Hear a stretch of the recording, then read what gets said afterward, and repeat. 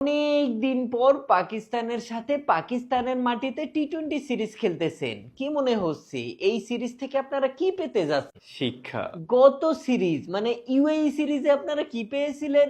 শিক্ষা। তারও আগে অর্থাৎ জিম্বাবুয়ে সিরিজ, শিক্ষা।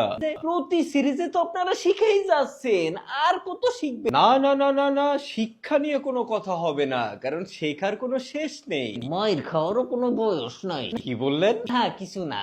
এই যে প্রতি সিরিজে আপনারা শিখেই যাচ্ছেন, এই শিক্ষা কাজে লাগাবেন কবে? এই তো নেক্সট টুর্নামেন্টে। 2025-এর এশিয়া কাপে, নেক্সট টুর্নামেন্টে। 2026-এর টি-20 ওয়ার্ল্ড কাপে, নেক্সট টুর্নামেন্টে। 2027-এর ওডিআই ওয়ার্ল্ড কাপে। আরে নেক্সট মানে তো নেক্সট, এত পাগল হয়েছেন কেন?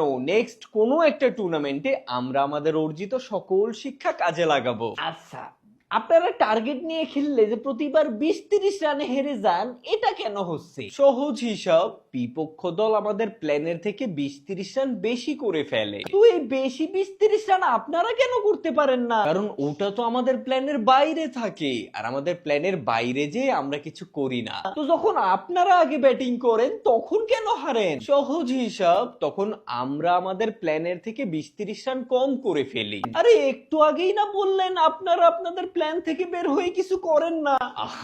সব সময় তো প্ল্যান অনুযায়ী সবকিছু করা যায় না, বুঝে না বোকাটা।